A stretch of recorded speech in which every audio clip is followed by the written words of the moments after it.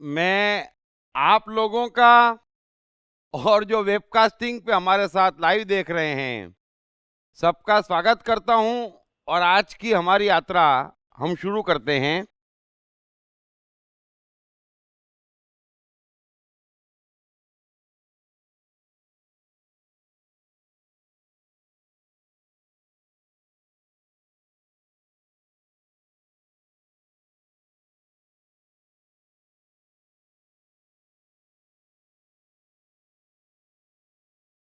अर्जुन बोले,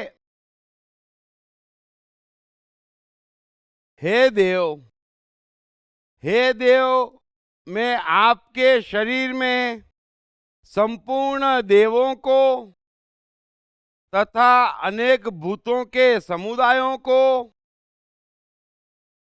कमल के आसन पर विराजित ब्रह्मा को, महादेव को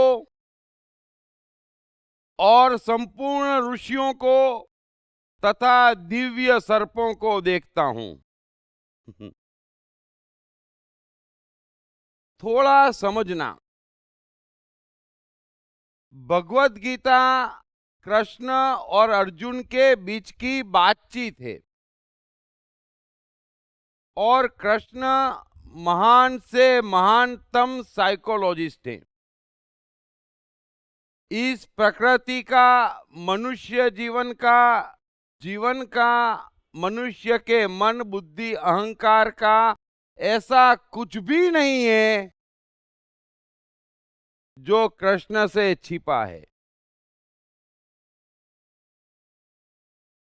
मैं गीता के पहले अध्याय में ही समझा चुका हूं कि अगर मनुष्य में साइकोलॉजिकल ज्ञान हो तो कोई मनुष्य कभी क्षण भर को भी झूठ नहीं बोल सकता, उसे भ्रमित नहीं कर सकता। आप कितनी ही ताकत लगा लें, कितनी ही बुद्धि लगा लें, आपका सत्य आप छिपा नहीं सकते। ये जो सत्य छिपाने की कोशिश है और सत्य पता नहीं चलता है, ये दोनों साइकोलॉजिकल अज्ञान है। और सच कहूं तो जीवन की सुख सफलता का सारा दारोमदार इस बात पे टिका है कि आप मनुष्यों के सत्यों को किस मात्रा में जज करते हैं, है ना। यहाँ पर हर कोई 24 घंटे भ्रमित करने में लगा हुआ है, झूठ बोलने में लगा हुआ है। इसमें तो कोई दो राय नहीं हो सकती, लेकिन आपको दिखना चाहिए, आपको समझ में आना चाहिए, है ना। व्यवसाय में भी आप जिससे मिलते, मुझे नहीं लगता कोई कभी किसी ऐसे व्यक्ति से मिला हो जो कहे मैं ठीक नहीं हूं, मेरा माल ठीक नहीं है, मेरा रिकॉर्ड ठीक नहीं है। कोई यहां कहने वाला नहीं है। और आप पता लगाएंगे, पूछेंगे, समझेंगे तो वो प्रज्ञा भी यहां पर बहुत कम लोगों के पास है। डे टू डे लाइफ हो, परिवार हो, मित्र हो, व्यवसाय हो, जीवन का कोई भी पहलू हो, अगर आपको सत्य दिखने लग जाए तो फिर आपको दुखी करने का, असफल करने का किसी के पास कोई उपाय नहीं है। और सत्य छिपाए नहीं छिपता है ना। मैंने समझाया था और अच्छे से समझाया था कि 3 जगह है जहां से मनुष्य का सत्य बाहर आता है। एक उसकी आंख, एक उसके शब्द और एक उसकी बॉडी लैंग्वेज। अगर इन 3 चीजों का आपको ज्ञान हो जाए तो बात ही समाप्त हो जाए। अभी गौर करना, दिक्कत क्या आ रही है कि युगों से न जाने क्यों मनुष्य यह समझ रहा है कि जीवन अलग है, परिवार अलग है, व्यवसाय अलग है और धर्म अलग है। क्या कहूं मैं, सब कुछ धर्म ही है। और अगर धर्म का ज्ञान नहीं है तो चाहे परिवार हो, चाहे मित्रता हो, चाहे व्यवसाय हो, चाहे स्वास्थ्य हो, हर जगह आपको असफल होना तय है। सो धर्म हमारे जीवन की किसी भी शाखा से, हमारे जीवन के किसी भी पल से पल भर को दूर नहीं किया जा सकता, है ना। लेकिन हमने एक ऐसा धर्म इजाद कर लिया है कि दिन में आधा घंटा धार्मिक होना बहुत है। और उस समय भी कोई धार्मिक नहीं होता है। सो धर्म एक अलग विषय है, एक कला है, एक आर्ट है और सबसे ऊंची आर्ट है। और आप जिसे परिवार कहें, आप जिसे विज्ञान कहते हैं, परिवार कहते हैं, प्रेम कहते हैं, आप जिसे व्यवसाय कहते हैं, कर्म कर्तव्य कहते हैं, जीवन कहते हैं, ये सब कुछ धर्म की शाखाएं हैं। उनका मूल, उनका बेस धर्म है। ऐसी कोई चीज नहीं जहां पर धर्म की और ईश्वर की छाप नहीं है। सो सत्य देखने की कला, सत्य समझने की कला, ये धर्म की एक ऊंचाई है। और धार्मिक व्यक्ति ही, ये समझ लेना, धार्मिक व्यक्ति ही सत्य देख सकता। और आप भी जीवन में गौर कर लेना, अगर सत्य दिखाई देने लग जाए तो 99% काम आप करें ही ना, क्योंकि पहले से मालूम पड़ जाए कि ये घाटे का सौदा है ना। 99% व्यक्तियों को आप एक दायरे में रखें, क्योंकि आपको समझ में आ जाए कि ये अच्छा है ना। सारी दिक्कत यह है कि सत्य समझ में नहीं आता। और मैं अर्जुन के शब्दों से, उसके व्यवहार से लगातार कोशिश कर रहा हूं कि आप अर्जुन का मन समझें, आप अर्जुन को समझने की कोशिश करें। अर्जुन भी उतना ही महत्वपूर्ण है जितनी कृष्ण की बातें हैं, क्योंकि दोनों जीवन के अंग है ना। अगर आप कृष्ण बन भी गए तो भी दिन भर पाला आपका अर्जुनों से ही पड़ना है। और अर्जुनों को समझे बगैर जीवन की कोई गाड़ी चलने वाली नहीं है। सो अर्जुन ने कृष्ण से कहा कि मैं मानता हूं, मैंने सुना है, मैं मानता भी हूं, मैंने सुना भी है कि कण कण में आप हैं, हर जगह आप हैं, आपकी विभूतियों का अंत नहीं है।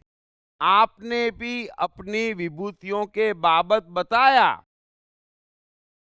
लेकिन कृष्ण, मैं आपकी उन विभूतियों को अपनी आंखों से साक्षात देखना चाहता हूं। अर्जुन ने इन शब्दों में कृष्ण से कहा। कृष्ण के इस समय या कृष्ण के अपने जीवन में किसी भी समय किसी भी बात से पीछे हटने का सवाल नहीं है।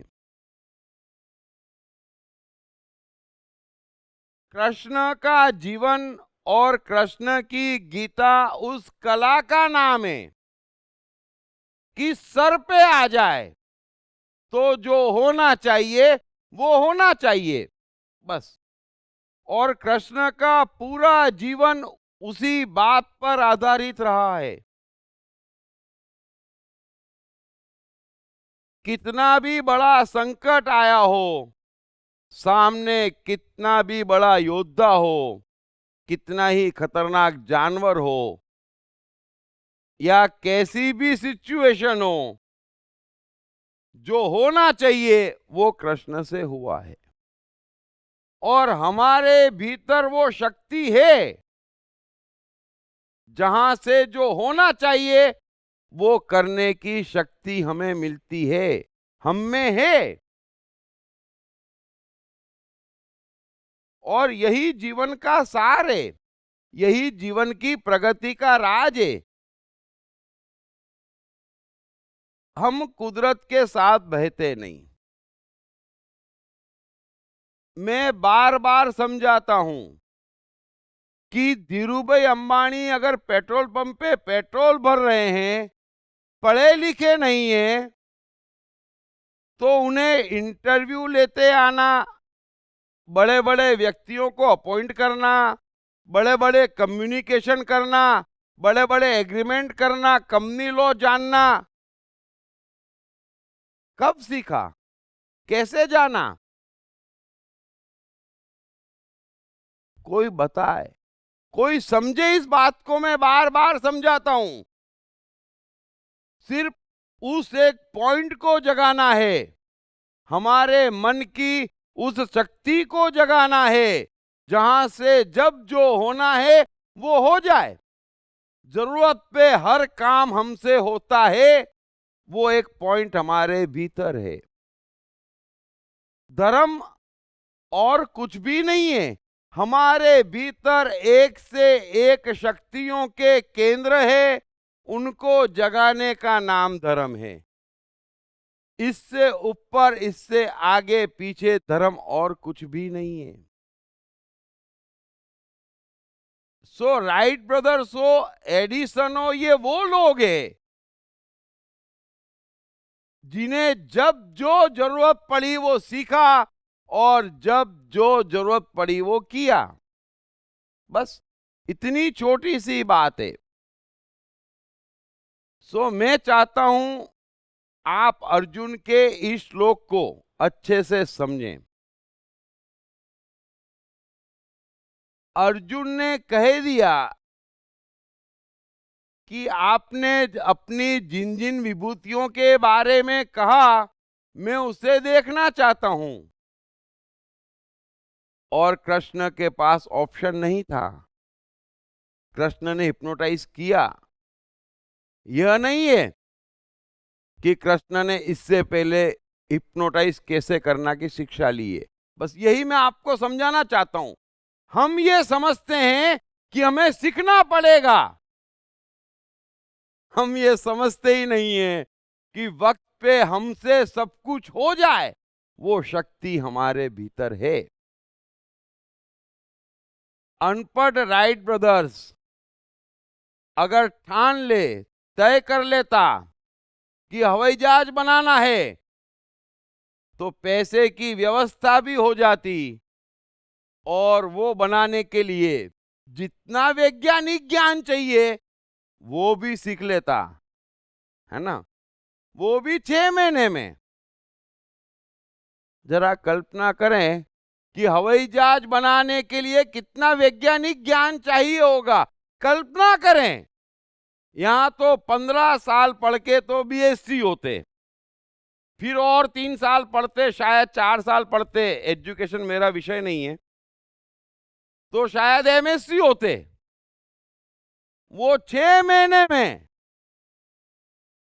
और न जाने कितना पढ़ते तब चार्टर्ड अकाउंटेंट होते, है ना? न जाने कितना पढ़ते तो छोटे मोटे इंडस्ट्रियलिस्ट होते तो धीरू भाई ने कब सीखा? बस यही बात समझने की है, यही बात समझने की है। बड़ा बनना हर कोई चाहता, महान बनना हर कोई चाहता, सफल होना हर कोई चाहता, सुखी होना हर कोई चाहता, लेकिन सिस्टम समझता ही नहीं। पूरा का पूरा जीवन बिगाड़ देते, और सीखते क्या, समझते क्या, करते क्या।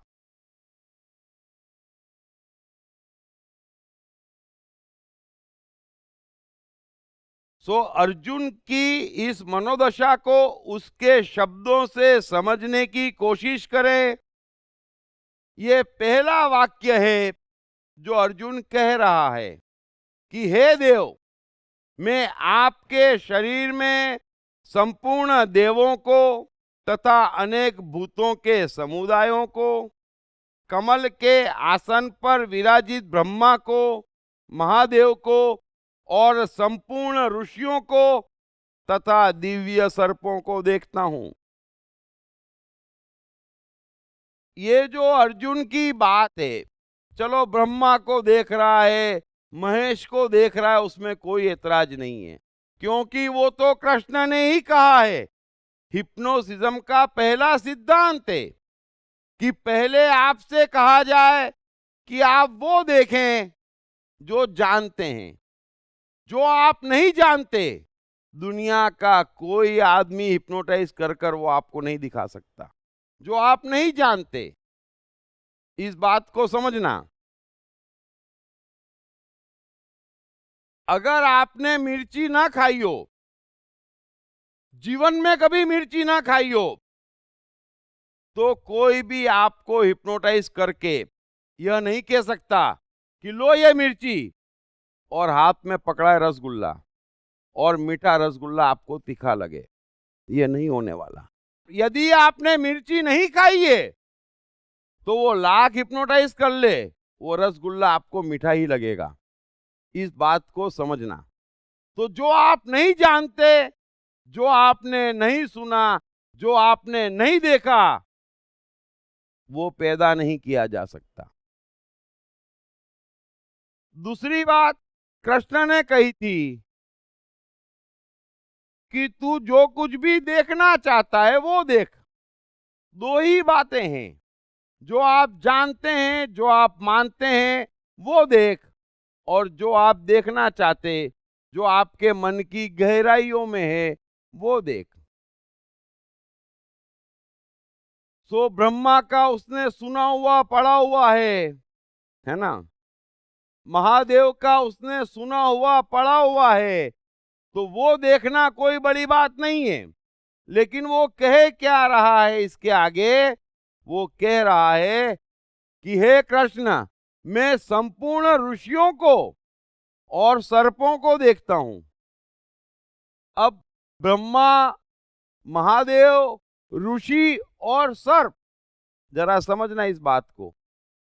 कोई भी व्यक्ति इसमें की बातें कब करता? जब उसकी लाइन लेन बिगड़ गई हो, है ना। जब वो हड़बड़ा गया हो, जब वो घबरा गया हो, और अर्जुन बुरी तरह हड़बड़ा गया। और ये वाक्य बताता है कि अर्जुन के पूछने में निर्दोषता नहीं थी। जब अर्जुन ने कहा कि मैं देखना चाहता हूं, तब अर्जुन को यकीन था कि अब कृष्ण नहीं दिखा पाएंगे। इस बात को समझ लेना। उसे यकीन था, और वो इस श्लोक में निकल गया, क्योंकि उसने तो देख लिया। कृष्ण ने हिप्नोटाइज कर दिया, तो वो हड़बड़ा गया। आप भी समझ लेना, जब भी आप कभी रंगे हाथों पकड़े जाते, है ना, या कोई बराबर पकड़ लेता आपको कि आप झूठ बोल रहे हैं, और आपको लगता है इसने पकड़ लिया है, फिर आपके शब्दों को और आपके एक्सप्रेशन को देखना, ऐसे ही निकलते हैं, है ना। फिर देखना, गाड़ी, दुपट्टा, मंदिर, भगवान, अरे तू एक बात बोलना, है, बिल्कुल क्लीन बोल्ड हो जाते, हड़बड़ा जाते जब भी पकड़ में आते, या लगता पकड़ में आ जाएंगे। अर्जुन पकड़ में आ गया। उसको उम्मीद ही नहीं थी, उसको यकीन ही नहीं था कि कृष्ण दिखा देंगे। इसका अर्थ ये है कि वो अब भी ये मान के चल रहा है कि कृष्ण जो कुछ भी कह रहे हैं, कुछ कुछ सच हो भी, लेकिन सुनना मेरी मजबूरी है। और वो सुन रहा है, लेकिन गंभीरता से उसने बिल्कुल भी नहीं लिया है। इस बात को समझना, ये आपको मेरे अलावा कोई नहीं समझाएगा, है ना, न कोई समझेगा। सो संपूर्ण ऋषियों को और दिव्य सर्पों को देखता हूं। अर्जुन बुरी तरह हड़बड़ा गया। उसको यकीन ही नहीं था कि कृष्ण मुझे ये सब कुछ दिखा पाएंगे। आगे अर्जुन कह रहा है, हे संपूर्ण विश्व के स्वामी, आपको अनेक भुजा, पेट, मुख और नेत्रों से युक्त तथा सब ओर से अनंत रूपों वाला देखता हूं।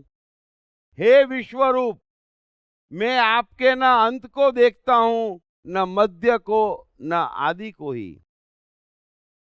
आपको मैं मुकुट युक्त, गदा युक्त और चक्र युक्त तथा सब ओर से प्रकाशमान तेज के पुंज, प्रज्वलित अग्नि और सूर्य के सदृश ज्योति युक्त, कठिनता से देखे जाने योग्य और सब ओर से अप्रमेय स्वरूप देखता हूं।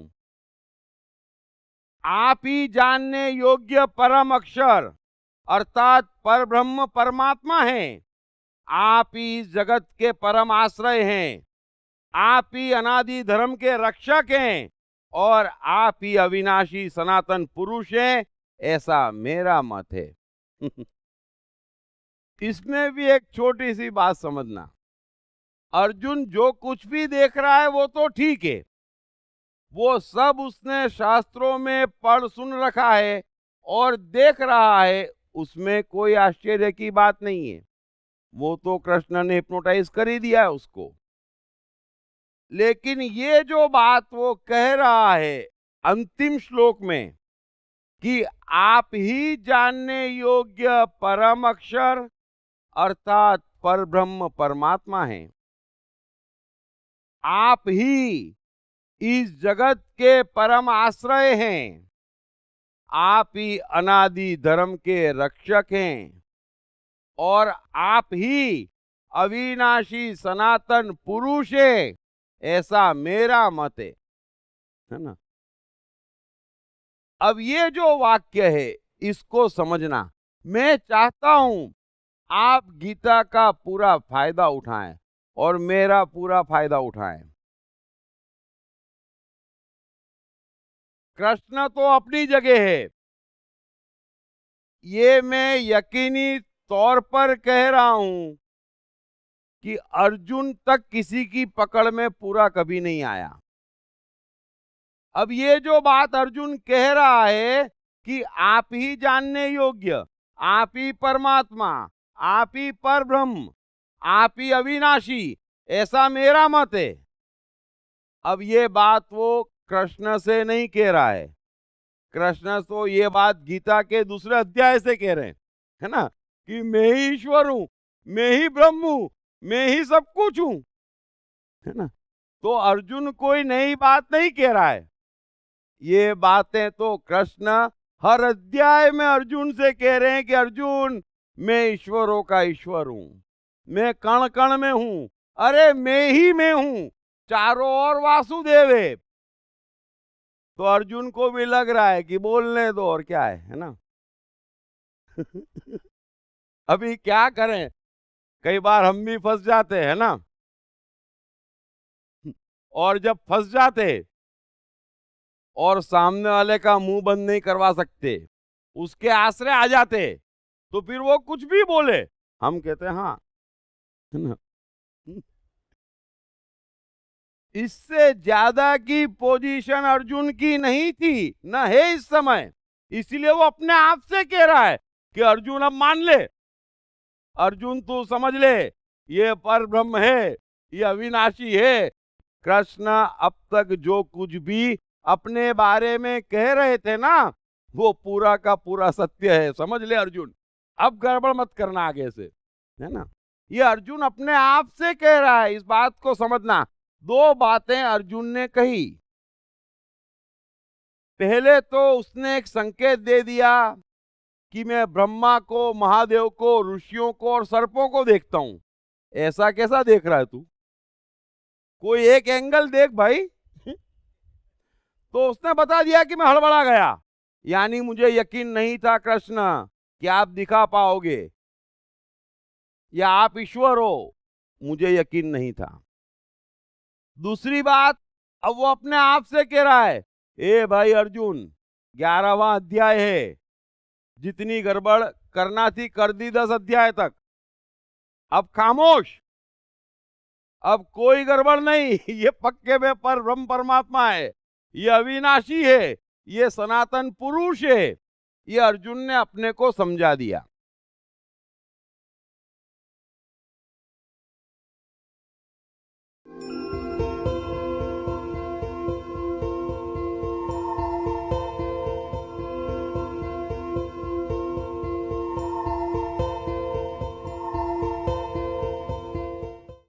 मैं कृष्ण हूँ विश्व की ऐसी पहली किताब है जिसमें कृष्ण के संपूर्ण जीवन को गहरे रिसर्च के बाद एक सिलसिलेवार कहानी के रूप में लिखा गया है। दीप त्रिवेदी द्वारा लिखित इस किताब में कृष्ण स्वयं अपने जीवन की कहानी को बतलाते हैं और अपने हर कर्म के पीछे के मुख्य कारणों पर चर्चा करते हैं। ये किताब अंग्रेजी, हिंदी तथा गुजराती में सभी प्रमुख बुक स्टोर्स और ई-कॉमर्स साइट्स पर उपलब्ध है। कैसे अनपढ़ एडिसन 1000 से ऊपर पेटेंट्स रजिस्टर करवाने वाले वैज्ञानिक हो गए, कैसे पेट्रोल पंप पर पेट्रोल भर रहे धीरू भाई इतने बड़े व्यवसायी हो गए, कम पढ़े लिखे व स्कूली शैतान कैसे स्टीव जॉब्स हो गए। सफलता के पैमाने अनेक, कारण सिर्फ एक, मन की शक्तियाँ। मन की शक्तियों को जगाने तथा एक सुखी और सफल जीवन जीने के लिए पढ़िए दीप त्रिवेदी की बेस्ट सेलिंग किताब मैं मन हूँ।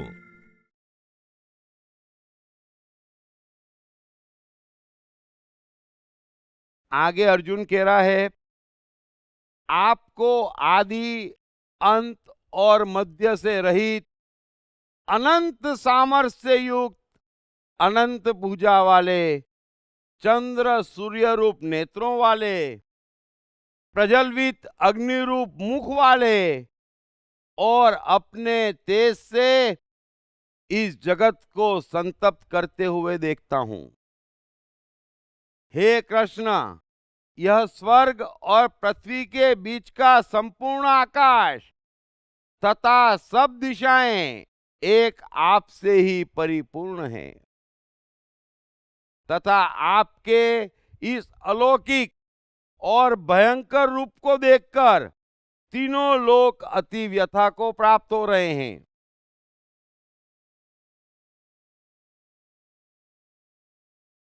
अर्जुन भी बहुत ही पक्का बुद्धिमान है। उस युग के चंद बुद्धिमानों में से अर्जुन एक है और यही कारण है कि गीता खत्म नहीं हो रही और बंद नहीं हो रही। ये तीसरी बात जो अर्जुन ने कही वो भी आप समझ लेना। डे टू डे साइकोलॉजी में अर्जुन किसी से अलग नहीं है। पहले तो उसने कहा कि आप रूप दिखाओ, तो उसको मालूम था आप रूप नहीं दिखा पाएंगे, कोई बहाना बनाएंगे तो मैं कह दूंगा फिर कोई बात नहीं, ले चलो मैदान के बाहर, है ना। अब वो बात तो आई गई हो गई, उसने मान लिया, अपने को समझा दिया कि ये ईश्वर है। अब वो बात भी खत्म हो गई। अब वो तीसरी बात कर रहा है। अब वो कृष्ण के सम्मान में कविता गा रहा है ना। हम भी यही करते हैं, समझ लेना। यदि आप किसी पे शंका करते हैं, जा है ना, फिर हमको लगता है गलत हो गया, जा ये तो सही में है ना, तो हम क्या करते हैं, सबसे पहले अपने को समझाते कि देख भाई, अब इससे ऊंची आवाज में बात नहीं, है ना, सब ठीक कर लो, सब रिपेयर कर लो। और फिर क्या करते, अब उसकी तारीफों के पुल बांधो, है ना, कि तेरे जैसा कोई नहीं, क्या बात है तेरी, आ अरे वाह वाह वाह, है ना। सीधे सीधे समझ लेना आप, वो का वही सीक्वेंस में अर्जुन कर रहा है जो डे टू डे लाइफ में जब आप ऐसी सिचुएशन में फंस जाते हैं और करते हैं। तो अब वो क्या कह रहा है अर्जुन, काव्यमय अंदाज में कह रहा है अब कि आपको आदि अंत और मध्य से रहित, अनंत सामर्थ्य से युक्त, अनंत भुजा वाले, चंद्र और सूर्य रूप नेत्रों वाले, यानी अब अर्जुन को कृष्ण की एक आंख में सूर्य और दूसरे में चंद्रमा नजर आ रहा है ना। आपको भी अगर मालूम पड़ जाए कि जिसको छेड़ा है वो किसी भाई का भाई है ना, तो आपको भी उसकी आंखों में चंद्र और सूर्य नजर आने लगेंगे ना। वो कलमुहा भी आपको खूबसूरत नजर आएगा उस क्षण, और आप उसकी तारीफ में कविता भी लिख पाएंगे। ये डे टू डे लाइफ की साइकोलॉजी है। आगे कह रहा है कि प्रज्वलित अग्नि रूप मुख वाले, अपने तेज से इस जगत को संतप्त करते हुए देखता हूं। यह स्वर्ग और पृथ्वी के बीच का संपूर्ण आकाश तथा सब दिशाएं एक आपसे ही परिपूर्ण देखता हूं। और आगे फिर फंस गया। आगे वो कहता है, आपके इस अलौकिक और भयंकर रूप को देखकर तीनों लोग अति व्यथा को प्राप्त हो रहे हैं। अरे,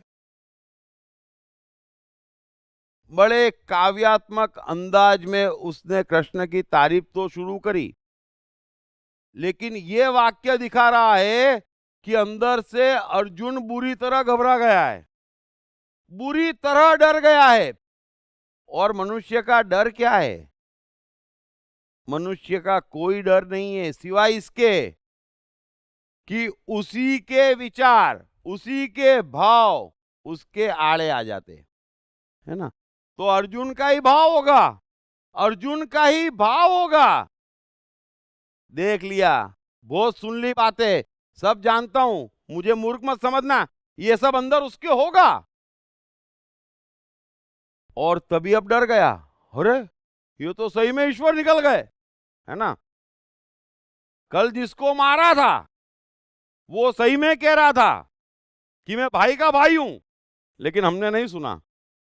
वो जितनी बार कसम खा के बोलता गया हम पीटते गए, और आज मालूम पड़ गया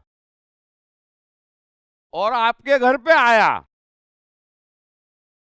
तो जो हालत हो जाती वही हालत अर्जुन की हो गई। अब वो कह रहा है कि आपको देखकर तीनों लोग व्यथा को प्राप्त हो रहे हैं। अरे, आप ईश्वर के ईश्वर हैं, और आपको देखकर ये लोग ही नहीं, तीनों लोग एकदम से व्यथा को प्राप्त हो रहे हैं, दुखी दुखी हो रहे हैं। ये तो पहली बार सुना कि ईश्वर को देखकर सब जने दुखी दुखी हो रहे हैं, घबरा घबरा रहे हैं, टेंशन में आ गए हैं। अरे भाई, सब लोग नहीं घबरा रहे हैं, तू घबरा गया है, समझ लेना। और जो हमारे भीतर है वही हमको बाहर दिखता है, अच्छे से समझ लेना। बाहर कोई जगत नहीं है। आप जो भी जगत के बारे में, जीवन के बारे में, परमात्मा के बारे में जो भी ओपिनियन देते हैं, उससे उन तीनों का कोई लेना देना नहीं है।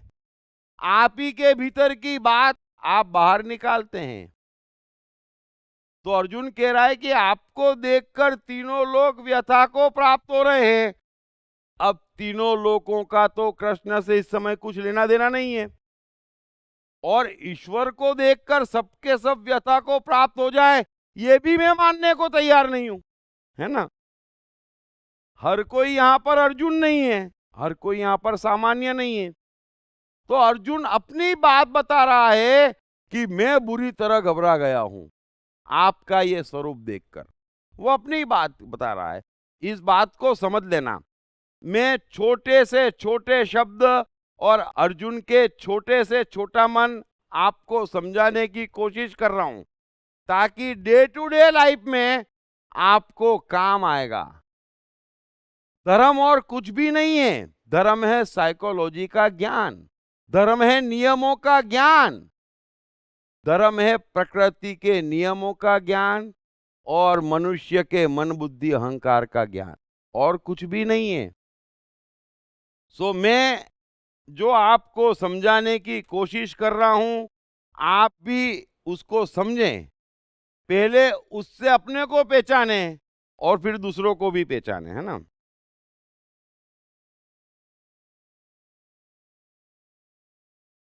आगे अर्जुन कह रहा है कि वे ही देवताओं के समूह आप में प्रवेश करते हैं और कुछ भयभीत होकर हाथ जोड़े आपके नाम और गुणों का उच्चारण करते हैं, तथा महर्षि और सिद्धों के समुदाय कल्याण हो ऐसा कहकर उत्तम स्रोतों द्वारा आपकी स्तुति करते हैं। अब अर्जुन बहुत बुरी तरह डर गया है और कह क्या रहा है कि देवताओं के समूह आप में प्रवेश करते हैं, और वो भी कैसे? भयभीत होकर, हाथ जोड़े। कमाल हो गया। राक्षस भी नहीं, आम मनुष्य भी नहीं, देवताओं के समूह भी भयभीत होकर प्रवेश कर रहे हैं आप में। जरा सोचना कितना घबरा गया है ये। और आपके नाम और गुणों का उच्चारण करते हैं। ये बात समझ लेना आप थोड़ी सी। कोई भी मनुष्य बाकात नहीं है। अर्जुन की जो साइकोलॉजी है उससे निकलना ही धर्म की ऊंचाई है, और वही धर्म की सीढ़ी है। और यहां पर बमुश्किल हजारों लाखों में एक अर्जुन की साइकोलॉजी से पूरी तरह बाहर निकला हुआ है। अर्जुन कह रहा है कि भयभीत होकर आपके नाम और गुणों का उच्चारण करते हुए आप में प्रवेश कर रहे हैं। एक चीज बड़ी ईमानदारी से समझ लेना, अगर ईश्वर और धर्म भी भय और लोभ जगाता है, ईश्वर और धर्म भी इतना भी कहीं से भी भय और लोभ जगाता है, तो फिर समझ लेना कि जीवन व्यर्थ गया। ईश्वर भी भय और लोभ की चीज है।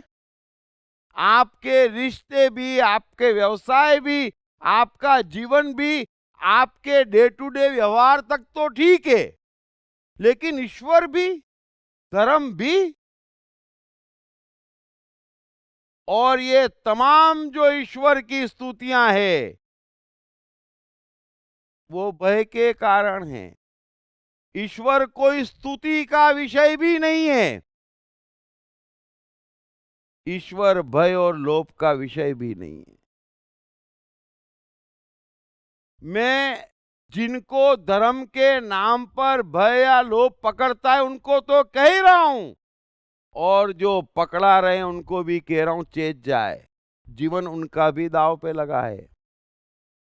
यहां पर छोटी मोटी सफलता पाली, कुछ लूट लिया किसी का, उससे आपका, आपकी आत्मा का कुछ नहीं हो रहा है। और थोड़ा सा हरेक को अपने भीतर झांकने की जरूरत है।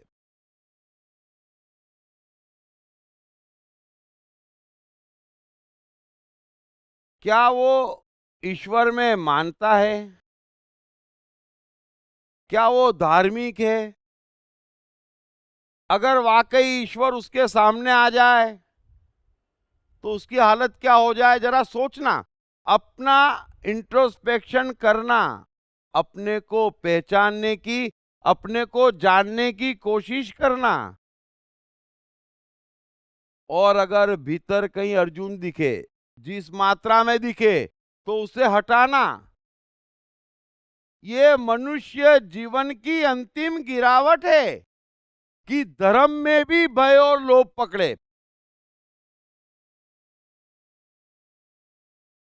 ईश्वर को देख के भी व्यथा होए, इससे बुरा कुछ भी नहीं हो सकता है।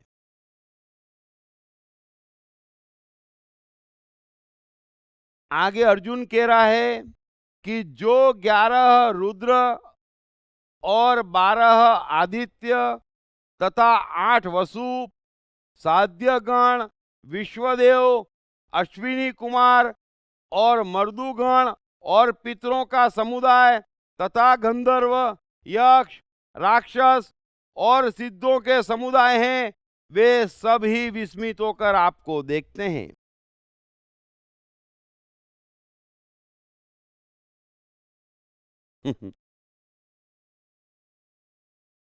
आगे अर्जुन कह रहा है कि हे महाबाहो, आपके बहुत मुख और नेत्रों वाले, बहुत हाथ, जंघा और पैरों वाले, बहुत उदरों वाले और बहुत सी दाढ़ों के कारण अत्यंत विकराल महान रूप को देखकर सब लोग व्याकुल हो रहे हैं तथा मैं भी व्याकुल हो रहा हूं।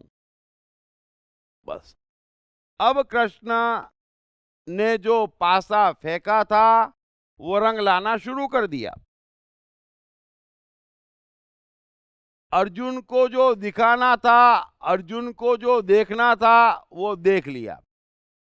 वो देखकर अर्जुन के जो हाल होना थे वो हो चुके। अब अर्जुन कबूलना शुरू हुआ कि मैं भी आपको देखकर बुरी तरह व्याकुल हो गया हूं। इससे खराब न तो अर्जुन के लिए न हम लोगों के लिए कुछ हो सकता। कृष्ण साक्षात खड़े हैं, दूसरे अध्याय से कह रहे हैं कि मैं ईश्वरों का ईश्वर हूं।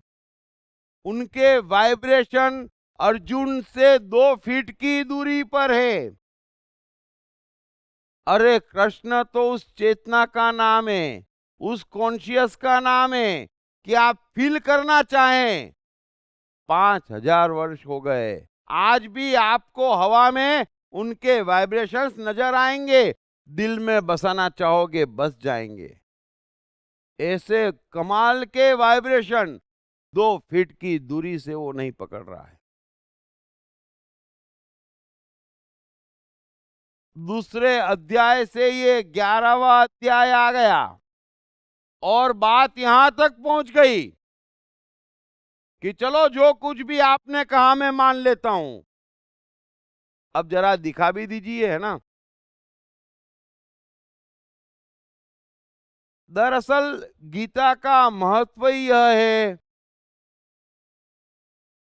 गीता हमको मनुष्य और परमात्मा के बीच की दूरी बताता है कि कहां अर्जुन जी रहा है और कहां कृष्ण है।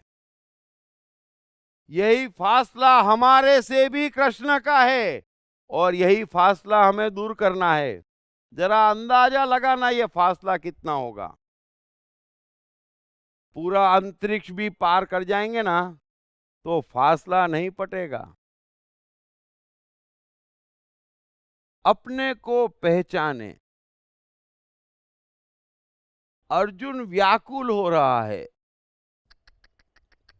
इससे खराब और कुछ नहीं हो सकता। चलो आपको विश्वास नहीं था, चलो आपने टेस्ट लेने के लिए कह दिया, तो भी क्या हुआ, अब तो पता चल गया। और पता चल गया फिर उसमें व्याकुलता की क्या बात है।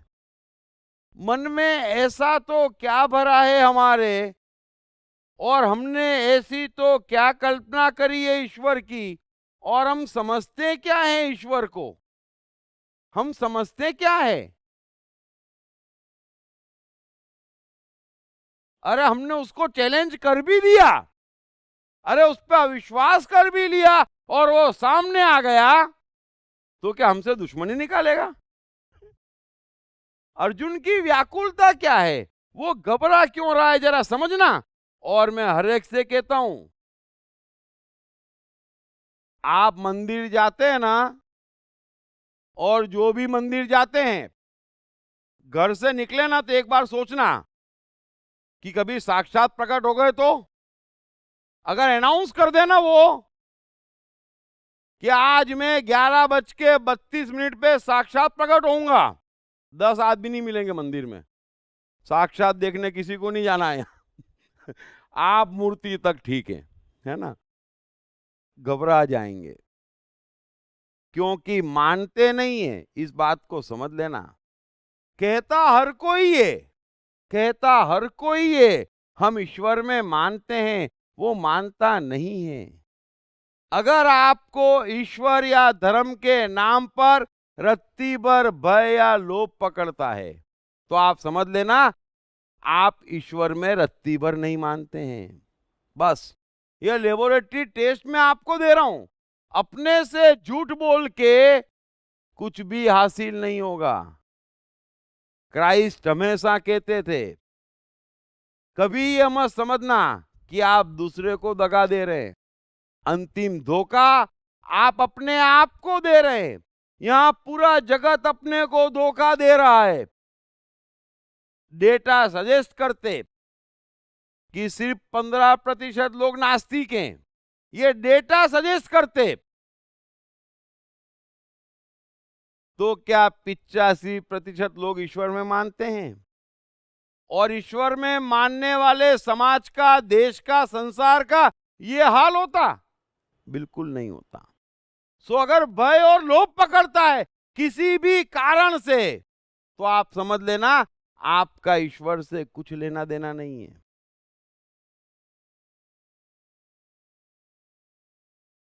सो अर्जुन कह रहा है कि आपके इस रूप को देखकर सब लोग व्याकुल हो रहे हैं तथा मैं भी व्याकुल हो रहा हूं। हे कृष्ण, आकाश को स्पर्श करने वाले, देदीप्यमान, अनेक वर्णों से युक्त तथा फैलाए हुए मुख और प्रकाशमान विशाल नेत्रों से युक्त आपको देखकर भयभीत अंतःकरण वाला मैं धीरज और शांति नहीं पाता हूं। मैंने आपसे पहले ही कहा, कृष्ण ने अर्जुन का पूरा काम कर दिया। अर्जुन ने तो बात यह कर छेड़ी थी कि अब गीता में नया टर्निंग आएगा, अब मैं बोलूंगा और कृष्ण सुनेंगे। ईमानदारी की बात बता रहा हूं। लेकिन ये जो कृष्ण ने कर दिया, अर्जुन का काम हो गया। पूरी तरह से अर्जुन जैसा कृष्ण चाहते थे उस लाइन पे चला गया। इसी को हिप्नोसिज्म कहते हैं। पहले अर्जुन ने सब कुछ वो देखा जो उसने पढ़ सुन रखा था ईश्वर के बारे में, और फिर कृष्ण ने आखिरी वाक्य कह दिया था कि तत्पश्चात तू जो देखना चाहता है, तू जो महसूस करता है वो बोल। तो जो देखना चाहता था देख लिया, अब अर्जुन जो महसूस कर रहा है वो बोलना शुरू हो गया। यह समझ लेना, अगर कृष्ण ने हिप्नोटाइज न किया होता, अगर उसके बुद्धि अहंकार को ताला न लगाया होता, तो अब भी वो कृष्ण को भ्रमित करने में, कंफ्यूज करने में कसर नहीं छोड़ रहा होता। लेकिन अब तो हिप्नोटाइज है।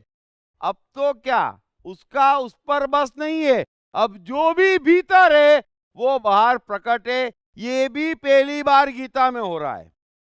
अब तक अर्जुन जो बोल रहा था वो भीतर नहीं था, है ना। और कृष्ण भी थक गए थे। ये तो धन्यवाद हो अर्जुन का जो कृष्ण को मौका दे दिया। अब तो अर्जुन कह ही नहीं सकता कि मैं व्याकुल नहीं हूं। और कहे क्या रहा है, कहे क्या रहा है कि आपके इस स्वरूप को देखकर भयभीत अंतःकरण वाला मैं धीरज और शांति नहीं पाता हूं। कमाल हो गया।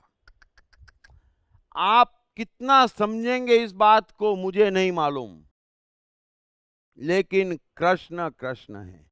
उनकी करुणा, उनकी अहंकार शून्यता, ईश्वर ही ईश्वर है और कुछ है ही नहीं कृष्ण में। अरे आपका मित्र है और वो परमात्मा निकल गया और उसको देखकर आप धीरज और शांति नहीं पा रहे हैं। इससे खराब, इससे ज्यादा गिरावट मनुष्य की हो ही नहीं सकती।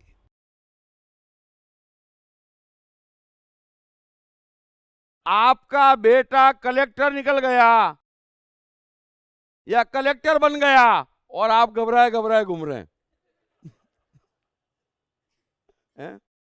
आपका भाई सीएम बन गया और आपने घर से निकलना बंद कर दिया।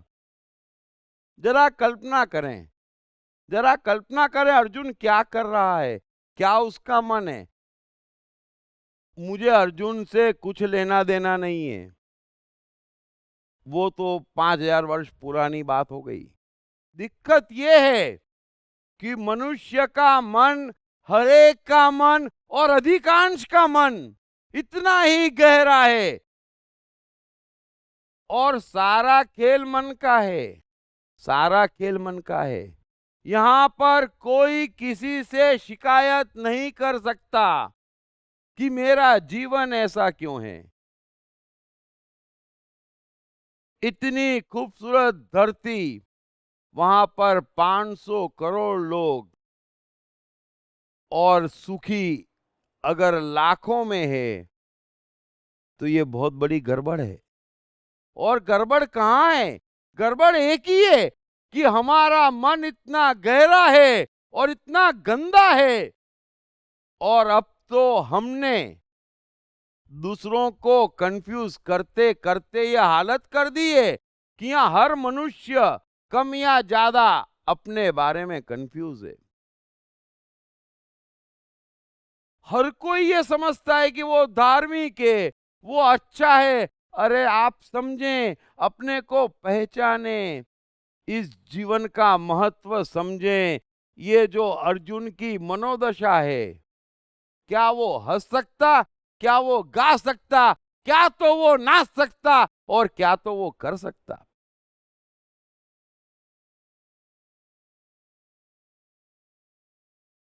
कृष्ण ने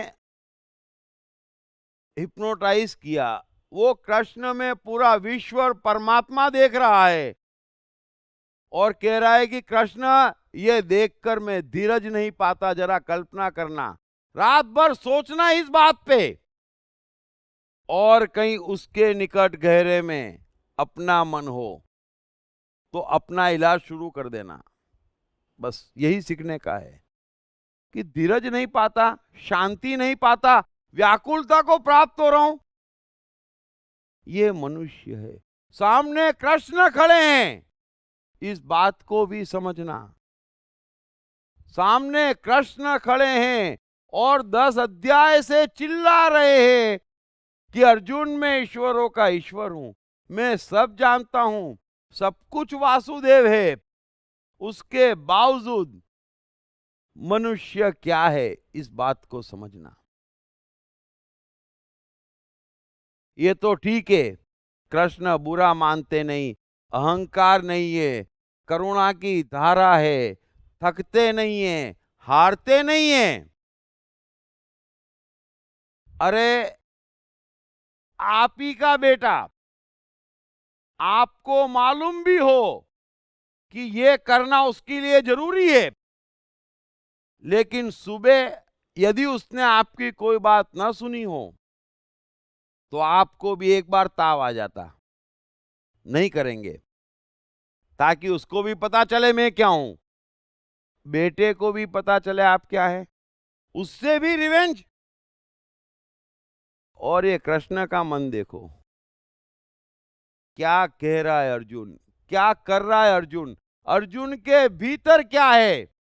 मेरा हृदय यहां रो रो देता है कि इस इंसान को समझाया कैसे जाए।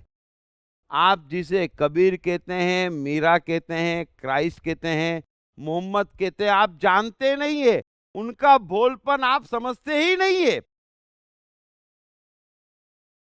कितना कमाल का उनका हृदय था वो हम समझते ही नहीं है, और हमने कभी उन हृदयों का सम्मान ही नहीं किया। ये जितने भी महान हृदय हुए उन्हें सबने सताया है जीते जी। ऐसी गिरावट में इंसान रहा है युगों से कि वाइब्रेशन तक नहीं पकड़ता। उनकी स्वार्थनेस एक्टिविटी भी नहीं देखता, उनकी करुणा भी नहीं देखता, उनके चेहरे का तेज भी नहीं देखता। क्या बिगाड़ा था कबीर ने किसी का? क्या बिगाड़ लेते कबीर किसी का? प्यार से सत्य ही तो कह रहे थे ना। कबीर तो छोड़ो, उनकी पत्नी लुई और बेटे कमाल तक को बनारस की गलियों में कितना सताया जाता, कितना मारा जाता। दयानंद को, बुद्ध को, अरे क्राइस्ट को किसको छोड़ा? ये तो अर्जुन है और सामने कृष्ण है ना। और इसीलिए वो कृष्ण है, उनको कोई सता नहीं सकता है ना। इसीलिए उनको पूर्ण कहते हैं। जो कुछ भी लोगों ने बुद्ध क्राइस्ट के साथ किया, ऐसा नहीं है। कृष्ण के पीछे तो सारे राजा, उनका खुद का परिवार, और गीता में आप देखिए ना अर्जुन तक, लेकिन वो कृष्ण है ना। वो यूं चुटकी बजाते और यूं निपट लेते। सो आप भी कल्पना करना और सोचना कि क्या ईश्वर भी ऐसा होता जैसा अर्जुन सोच रहा है? अगर वो ईश्वर है तो मैंने उसके साथ कुछ भी किया हो और कुछ भी कर रहा हूं, उससे उसको क्या फर्क पड़ना है? यही तो मनुष्य और ईश्वर का फर्क है। अरे हमने बुद्ध के साथ कुछ भी किया, आपने क्राइस्ट के साथ कुछ भी किया, अरे क्राइस्ट का एक एक्सप्रेशन तो लाके बताओ, एक शब्द तो लाके बताओ जहां आपके लिए बुरा सोचा हो, बद्दुआ दी हो, क्रोध करा हो। अरे यही तो फर्क है हमारे और ईश्वर का। ये अर्जुन कर क्या रहा है और हम लोग कर क्या रहे हैं? ये पूरा जगत कर क्या रहा है? ईश्वर को मनाने में लगा है, ईश्वर को पटाने में लगा है। कमाल कर दिया हमने भी।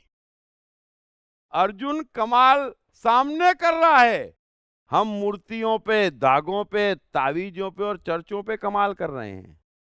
कमाल में फर्क नहीं है, ये भी कमाल ही है। और इसीलिए हम भी धीरज और शांति नहीं पा रहे हैं। थोड़ा सा हाल समझना, अर्जुन का और यहां पर हर आम मनुष्य का हाल सेम है। वो भी व्याकुल है, वो मंदिर भी जा रहा है ना, और धीरज और शांति भी नहीं पा रहा है, क्योंकि उसकी ईश्वर की कल्पना ही ऐसी है कि ईश्वर भय और लोभ की चीज है। वो प्रसन्न हो जाए तो मेरे सब पाप धो दे, है ना। वो ऐसा क्यों प्रसन्न होगा? पूना आगरा का केस थोड़ी है ईश्वर है। कि ऐसे प्रसन्न हो जाएगा आप पे कि आपके पाप धो देगा। वो प्रसन्न हो जाएगा और मेरी लॉटरी लगवा देगा। क्यों? बाकी सब उसके पराये हैं क्या? जरा सोचना, हम कल्पना क्या कर रहे हैं? हम उसको मना लेंगे, हम उसको पटा लेंगे, हम उससे डरेंगे।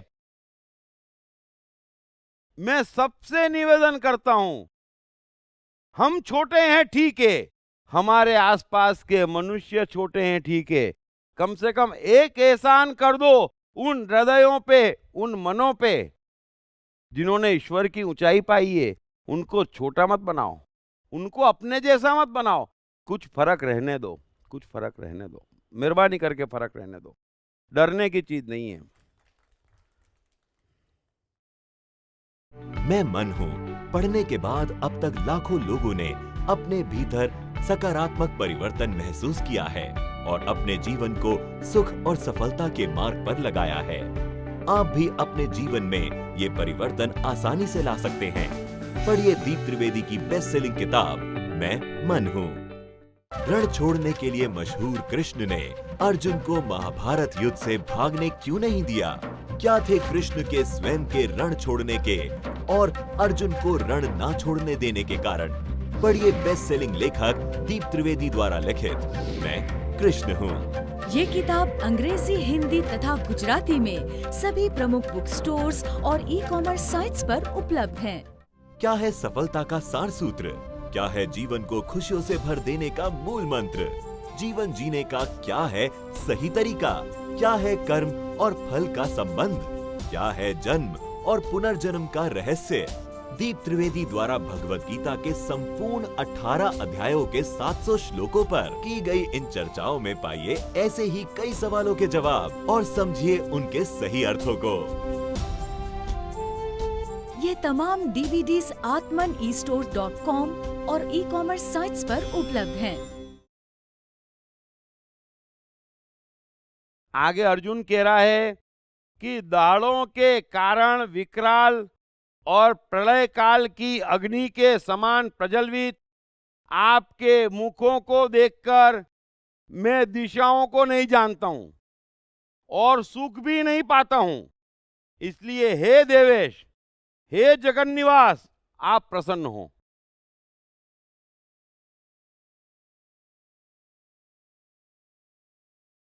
अब अर्जुन अपने ही मन में खेल रहा है। उसी का गिल्ट उसमें धीरे धीरे भय का बवंडर खड़ा कर रहा है। ये भी कमाल हो गया।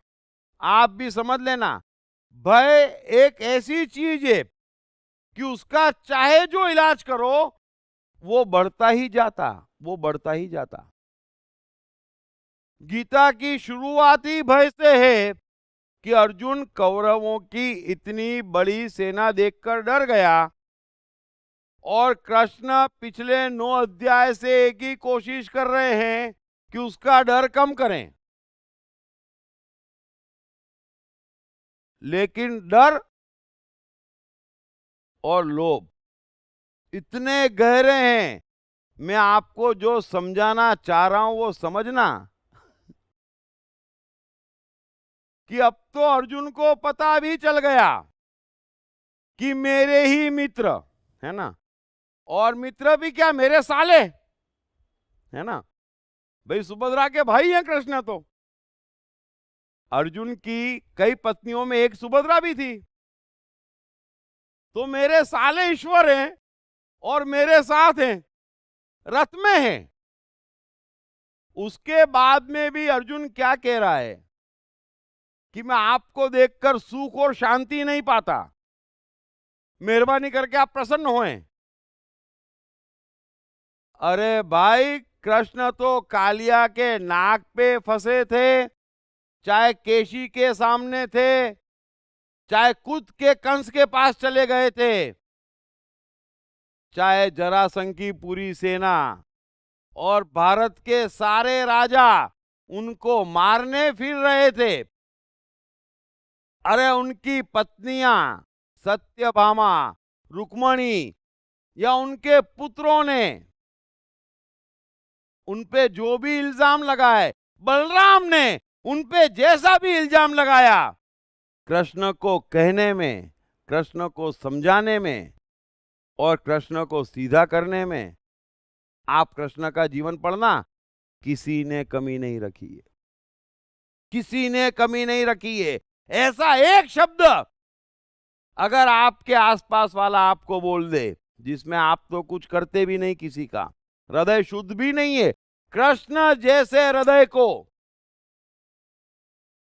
सत्यभामा कहती है उनकी पत्नी कि आपने समयंतक मणि के लिए मेरे पिताजी का खून किया। कृष्ण हंस के सुनते हैं, क्या करे, दर्द नहीं है, दया है, करुणा है।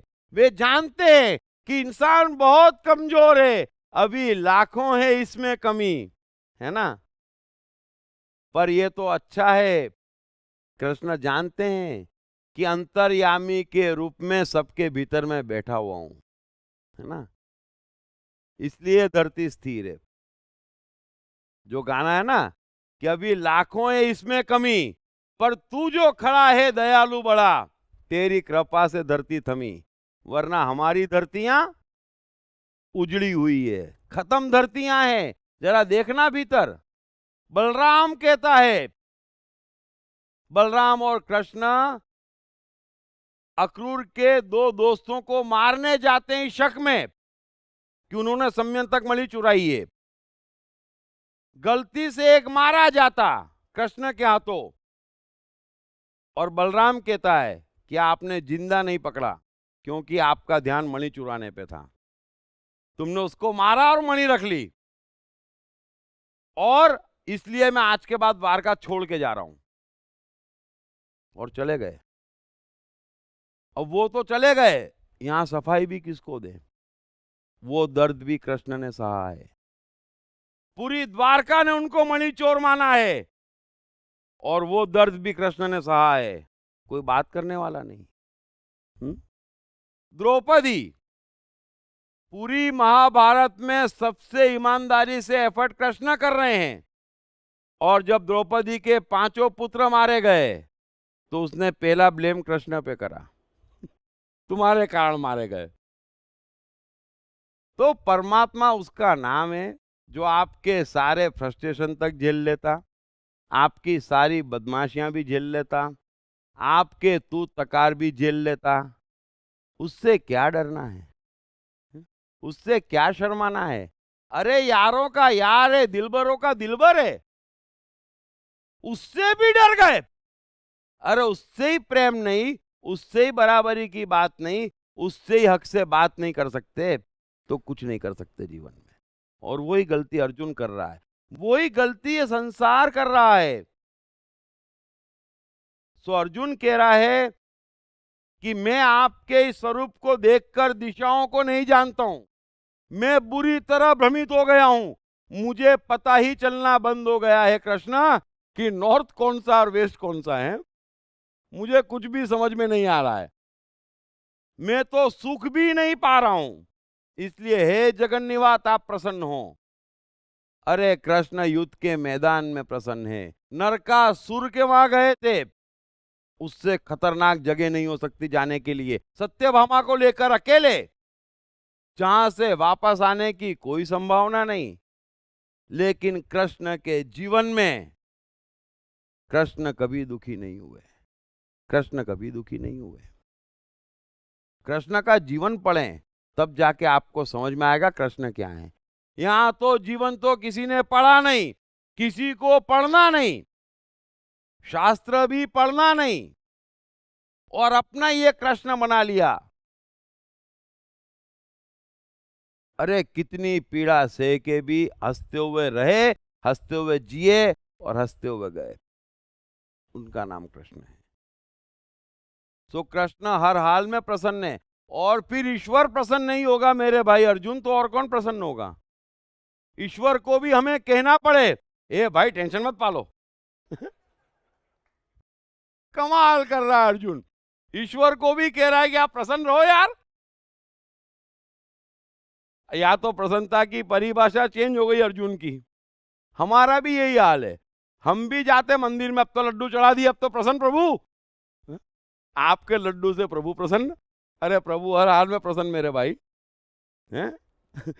प्रभु को कोई फर्क नहीं पड़ रहा है कि आप चर्च आए, आप चर्च नहीं आए, है ना। प्रभु को कोई फर्क नहीं पड़ रहा है कि आपने रोजे रखे, आपने नहीं रखे।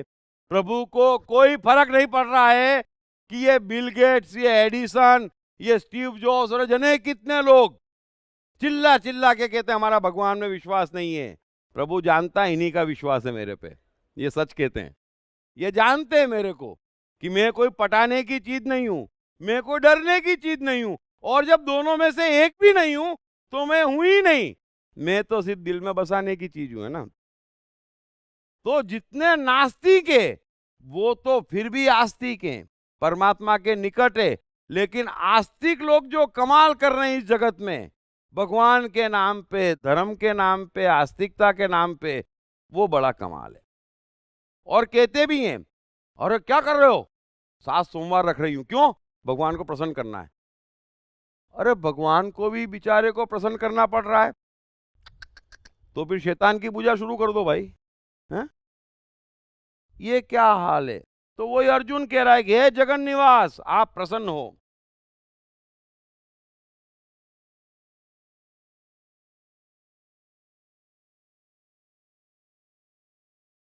सो अर्जुन के हाल से एक बात समझ लेना कि ये जो भय और लोभ की जड़ है, उसको पूरी तरह काट दो, और सबसे पहले उसे धर्म और ईश्वर के नाम पे काट दो।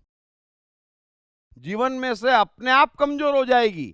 वरना भय और लोभ एक ऐसी बीमारी है जिसका कोई इलाज नहीं है। ये ऐसा स्लो पॉइजन है जो मनुष्य के मन, बुद्धि, अहंकार और शरीर को मरने के पहले मार डालता है। ये आप जानते ही नहीं है। पूरी गीता का सार क्या है? कृष्ण एक ही बात कह रहे हैं कि न कोई मरता न कोई मारता, भय किस बात का? और न कुछ खोता न कुछ मिलता, लोभ किस बात का? समझना, पूरी गीता का सार क्या है? मैं कितने कितने तरीके से समझाने की कोशिश कर रहा हूं। भय और लोभ हटा दो, और कम से कम ईश्वर और धर्म के नाम पे तो हटा ही दो, हटा ही दो। आप कुछ भी करें उससे डरने की जरूरत नहीं है ना? आप कुछ भी करें, दुनिया में 99% महान और सफल नास्तिक हैं। नास्तिक का अर्थ ये नहीं होता वो ईश्वर में नहीं मानते। ईश्वर में मानने का अर्थ ही एक होता है कि अब मैंने भय और लोभ की शाखा ही काट दी जीवन में से, बस। तो आप जिसको आस्तिकता कहते, वो कहते नहीं भाई नहीं, मैं तो नहीं मानता कि वो कुछ दे सकता, मैं तो नहीं मानता कि उससे लड़ने की जरूरत है। हम कहते तो नास्तिक हो गया। अरे वो आस्तिक हो गया, लेकिन आपको समझ में नहीं आ रहा है। इसलिए एडिसन नास्तिक, स्टीव जॉब्स नास्तिक, बिल गेट्स नास्तिक, बुद्ध नास्तिक, जिसको देखो वो नास्तिक। अरे वो नास्तिक नहीं है, आप समझो जरा। वो नास्तिक नहीं है, इतना ही कह रहे हैं कि अब हम आस्तिक हो गए हैं। हमने भय और लोभ की शाखा ही काट दी, बस। सो अर्जुन का हाल समझो कि कृष्ण ने गीता में बार बार उसका भय कम करने की कोशिश करी। गीता की शुरुआत इसलिए हुई कि अर्जुन डर गया, और ये तो कमाल हो गया, कृष्ण ने अपना स्वरूप दिखा दिया अर्जुन के अनुसार, और ये डर और बढ़ गया। अब आप सोचें डर क्या चीज है, जरा कल्पना करें कि कितना गहरा होता ये, इसकी जड़ कितनी गहरी होती, और उतनी ही गहरी जड़ लोभ की होती। भय और लोभ अलग अलग नहीं है। जिस आदमी में जितना भय है, ठीक उतना लोभ है। ये अलग अलग नहीं है। कोई ये मत समझना मैं डरता नहीं हूं, थोड़ा लोभी हूं। जितना लोभी है उतना डरपोक है, और जो डर गया वो मर गया, है ना? शोले में गब्बर सिंह कह के गया। और जो लोभी है वो तो भिखारी हो गया, और भिखारियों का क्या जीवन। सो समझें, न कोई मरता न कोई मारता, ना आप कुछ पा सकते ना आप कुछ खो सकते।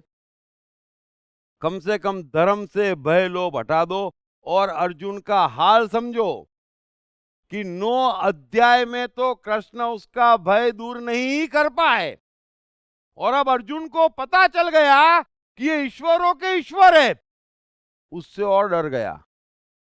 तो आपका डर कौन दूर करेगा? आपके पास तो कृष्ण आएंगे नहीं कि देखो मेरा विश्व स्वरूप, और दिखा दिया तो रात भर कांपोगे ठंड में, समझ लेना। ये मत सोचना बड़े खुश हो जाओगे। अरे चलते रास्ते कहीं मिल गए सिर्फ, और किसी ने कहा हेलो आई एम कृष्ण, तो आप पहले देखेंगे सही में तो नहीं है ना,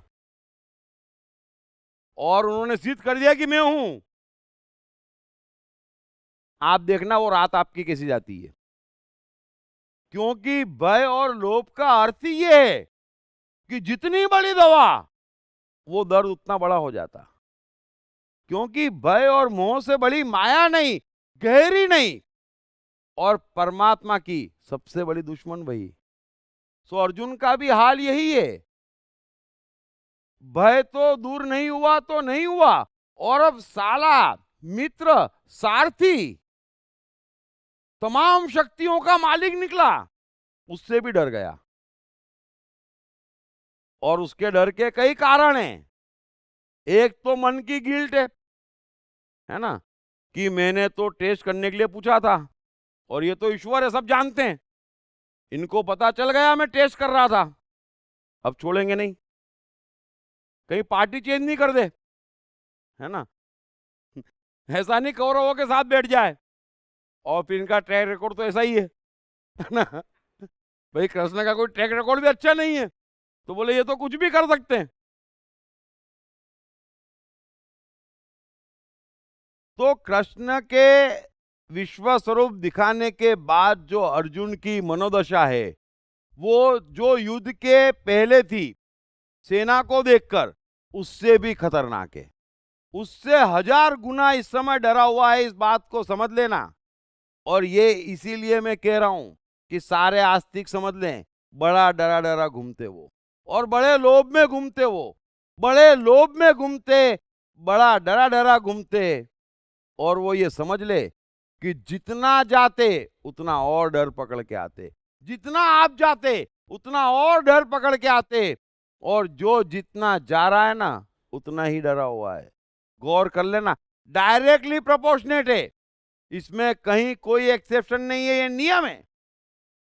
आप जितना जा रहे हैं उतना डर के आ रहे हैं, फिर और जा रहे हैं, फिर और डर रहे हैं, फिर और जा रहे हैं, फिर और डर रहे हैं।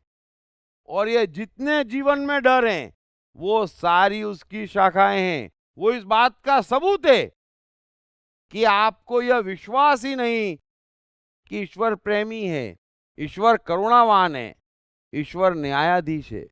3 चीजें मैं कह रहा हूं, सुन लेना।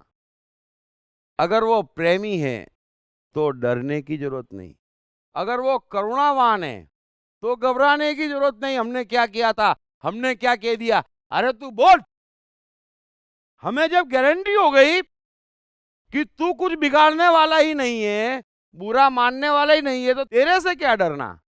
ये जमाने से तो डरना पड़ता, क्योंकि ये क्राइस्ट तो है नहीं कि एक गाल पे चाटा मारे तो दूसरा धर दो, है ना। ये तो 3 और धर देती। तो जमाने से तो डरो, क्राइस्ट से क्या डर है, जरा समझना। बोलों से क्या डर है आपको। और न्यायाधीश है, न्यायाधीश है, जैसा आपका मन है वैसा मिलेगा। आप जीवन भर पूजा कर लें, जीवन भर मंदिर में बैठ जाएं, और एक मर्डर कर दें, तो क्या आपका मर्डर छोड़ देगा वो। तो मर्डर मत करो, इतना समझो, वो नहीं छोड़ने वाला है। वो न्यायाधीश है, वो भी पक्षपात लेगा। कमाल हो गया। और आप सब अच्छा कर रहे हैं और उसमें मान ही नहीं रहे। आप कहते ईश्वर है ही नहीं, तो क्या आपका बुरा कर देगा। कमाल कर रहे हैं आप। कौन सा स्वरूप ले आए ईश्वर का, ये समझो, वो स्वरूप है ही नहीं। हम जो करेंगे वो भरेंगे, उसमें दुनिया का कोई ईश्वर बीच में आने वाला नहीं है। सो ईश्वर प्रेम का विषय है, ईश्वर दिल में बसाने की चीज है।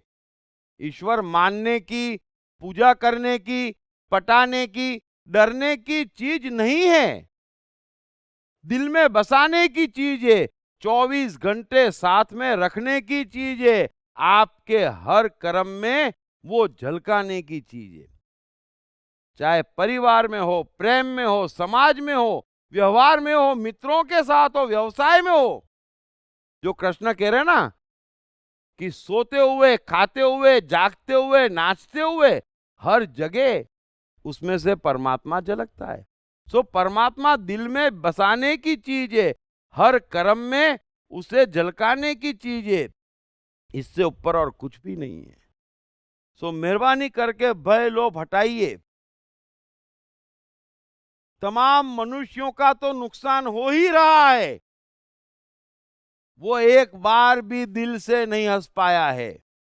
जीवन तो बर्बाद कर ही रहा है मनुष्य। मनुष्य जन्म मिलने के बावजूद भी वो इस जन्म की तौहीन कर रहा है और साथ में एक और गुनाह कर रहा है। ये भय लोभ बेचने वालों को धन दिया जा रहा है, धन दिया जा रहा है। दो पाप एक साथ मनुष्य कर रहा है, दो पाप एक साथ आप कर रहे हैं। और आप क्यों भुगत रहे हैं? क्योंकि आप गलत लोगों को दान दे रहे हैं, और कोई कारण नहीं है।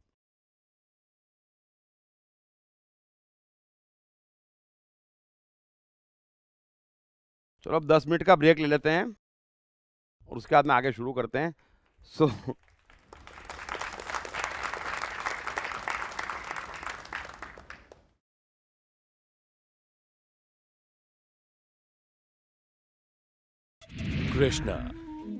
कृष्ण का बचपन कैसा गुजरा? कृष्ण राधा का प्यार क्या था? कृष्ण ने कितने विवाह किए? कृष्ण की चाइल्ड साइकोलॉजी क्या थी? कृष्ण ने ग्वाले से द्वारकाधीश तक का सफर कैसे तय किया? ये यादव स्थली क्या है? इन तमाम सवालों के जवाब जानिए। दीप त्रिवेदी द्वारा लिखित किताब मैं कृष्ण हूँ। ये किताब कृष्ण के संपूर्ण जीवन पर रिसर्च करने के बाद दीप त्रिवेदी द्वारा कुछ इस साइकोलॉजिकल अंदाज में सिलसिलेवार रूप से लिखी गई है कि जिसे पढ़ते पढ़ते आपका जीवन भी बदलता चला जाएगा। मैं कृष्ण हूँ। ये किताब अंग्रेजी, हिंदी, मराठी तथा गुजराती में एक साथ atmanestore.com साथ ही सभी प्रमुख ई-कॉमर्स साइट्स पर भी उपलब्ध है। दीप त्रिवेदी की मनुष्य के जीवन और उसकी साइकोलॉजी पर एक गहरी पकड़ है। मनुष्य जीवन के विभिन्न पहलुओं पर सर्वाधिक चर्चा करने का रिकॉर्ड भी उन्हीं के नाम पर है। मनुष्य जीवन का ऐसा कोई पहलू नहीं जिस पर उन्होंने खुलकर चर्चा ना की हो, जैसे कि path of life, personality, complex, guilt, love, expectation, partiality, acceptance, fear, hypocrisy, creativity, wealth, who is God, concentration, confusion, power of transformation, joy and success, mind and brain, day sleep, natural intelligence, change your future, ego, non-violence, freedom। तथा दीप talks ताओ ते चिंग के अंतर्गत दीप त्रिवेदी द्वारा मशहूर Chinese philosopher लाओ त्से के महान सूत्रों पर चर्चा, परिचय, समय, मन, सफलता, संकट, धर्म, राजनीति और दीप टॉक्स भगवत गीता के अंतर्गत जीवन की किसी भी समस्या से निपटने के लिए दीप त्रिवेदी द्वारा भगवत गीता के संपूर्ण 18 अध्याय पर चर्चा। आप ये तमाम डीवीडीज और सीडीज सुनकर अपना और अपने परिवार का जीवन बदल सकते हैं। ये तमाम डीवीडीज और सीडीज आत्मन ई स्टोर तथा अन्य सभी ई कॉमर्स साइट्स पर उपलब्ध हैं। हर बच्चे में सफल और महान बनने की संभावना छिपी होती है।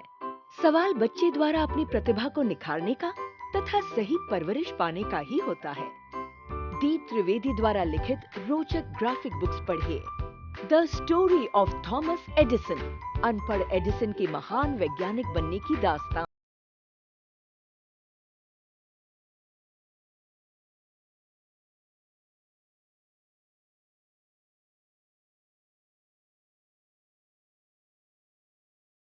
बच्चों बल्कि हर माता पिता व टीचर के लिए भी आवश्यक ग्राफिक बुक्स हिंदी तथा अंग्रेजी में आत्मन ई स्टोर तथा अन्य सभी ई कॉमर्स साइट्स पर उपलब्ध।